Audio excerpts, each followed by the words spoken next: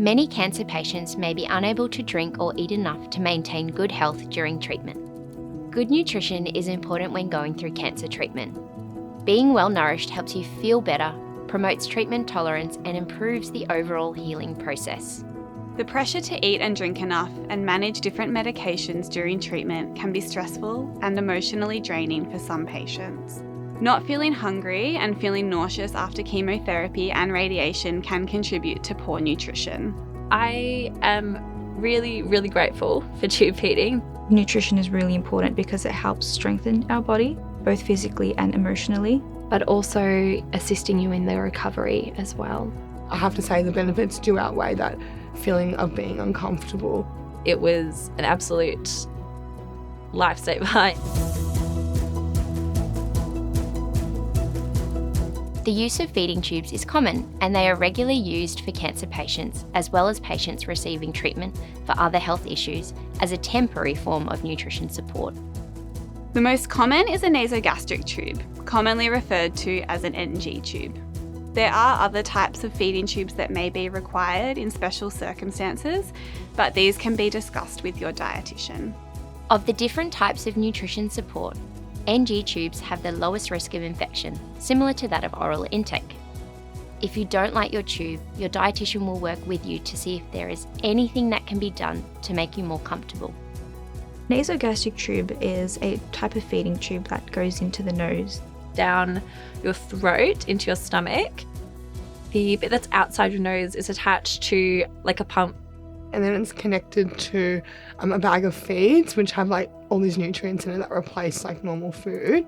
Essentially, its purpose is to take away the discomfort and the stress around how difficult it can be to eat when you're on chemotherapy.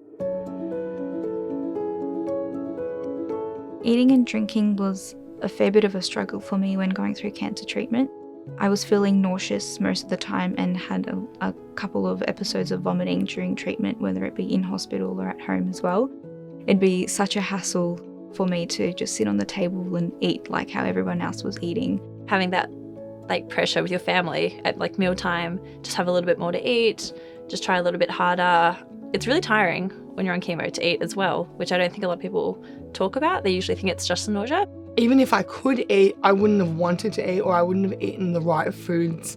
I think my focus was just getting the right amount of nutrients.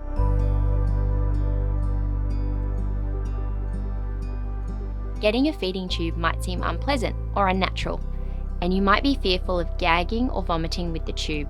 Your medical team can provide you with the necessary support and comfort to make this experience as pleasant as possible.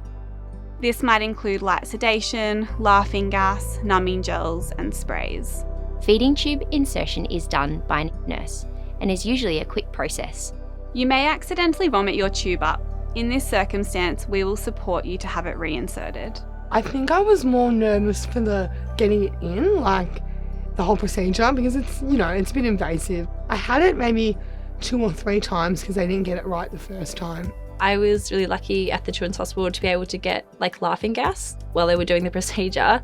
I didn't really notice like the tube going down my throat. Yeah, the next day or so you do notice like a little bit of discomfort in your throat, but that definitely goes away after 2 or 3 days. If you have great nurses, they really will help you. And of course, just taking a couple of deep breaths while it's getting done. And it's okay to, yell a little bit and say how uncomfortable it is, because it is, but it's quick, which is good. Something that I found was really helpful was to have like teas every couple of hours for the next couple of days. That was really like soothing. You get used to it really, really quickly.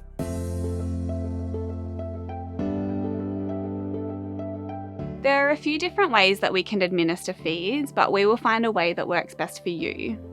You will not be able to feel or taste the feed as it moves down the tube. The feeds and equipment are supplied by the hospital. The feeds are selected individually for you to suit your needs and can cater to any dietary requirements. You get used to like seeing yourself in the mirror and seeing a tube there. Your friends get used to it, your family gets used to it. I wouldn't say that it takes away from your lifestyle. If anything, I think it does the opposite in a good way. For day-to-day life, your tube will stay in at all times. This includes while you sleep and shower. The tube is held in place with special tape. I had my feeding pump going at nighttime usually, just because I found that having to activate it and do all the physical work to make the pump work, it would just distract from like your day-to-day like activities, which is easier to do it at nighttime. I guess it's just different for everyone what it's like day to day. Like you can still do normal things. It's not a barrier in that sense. It's just a bit more of a different process as opposed to just normally eating food. Many patients can still go about their daily activities such as exercise, school, and eating out with a feeding tube in place. Although you may notice that you don't feel as hungry as you were receiving some of your nutrition through the tube. Eating orally or normally after tube placement may feel a bit weird or uncomfortable at first, but you will get used to it after a day or two. Your tube will only be in for as long as you need it. It can be removed when you're able to get your nutrition through food and no longer need it for medication. The tube can also be removed for special occasions if you choose to do so.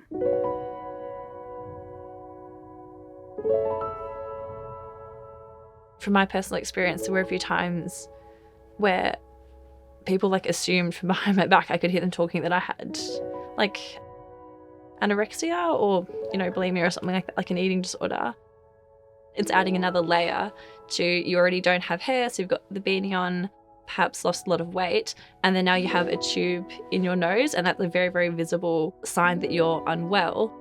It's not weird to have a tube, and yeah, there are lots of different reasons for it, and they're all valid and they're all there to like help you and to make you healthy. So when I was 14 and a teenage girl, I was already really self-conscious about, so many parts of my physical appearance that I was really, really nervous. It's normal to feel hesitant or nervous about getting a feeding tube for the first time. You may have concerns about your health, the procedure, day-to-day life with the feeding tube, or your appearance, and all of these concerns are normal. Because I was so new to everything, and being told that I was going to have a tube down my nose was also something that I was fairly fearful of. The assumption is just that it was something that would be a last resort, and there might be quite a lot of pain and discomfort associated with a feeding tube. The first thing that I kind of thought was, oh my gosh, I'm going to have this massive tube that's just going to be sticking out on my face. And I guess there could be negative connotations about that, in which we already have a low self-esteem. And so thinking of how people perceive us was something that was really going through my mind. When you're going through this, time of your life, like having that shouldn't really be a big deal, like your appearance in that sense. I know it looks bad and it's a little uncomfortable, but it's so worthwhile. And honestly, no one really cares, especially if you're in hospital and you've got it. I had to have a lot of support from my family, from doctors and from dietitians as well, and nutritionists. When I was sort of, given that whole discussion of why and why it's so important, it kind of gave me a positive outlook on things, and it was kind of making me feel a lot better in the sense that it's there to support me. 100% of your nutrition can be delivered through a feeding tube if needed, and you can take some of your medications through the feeding tube instead of through your mouth as you usually would. Having a feeding tube can actually help you eat better. Tube feeds can improve energy levels and help spark an appetite. Feeding through the tube helps keep the gut functioning and working well. Be open-minded, because I promise it's not as bad or as scary as you think it might be. But it's so beneficial that it was an absolute lifesaver. There are no silly questions. Contact your dietitian if you feel unsure or concerned about anything. They're available to support you.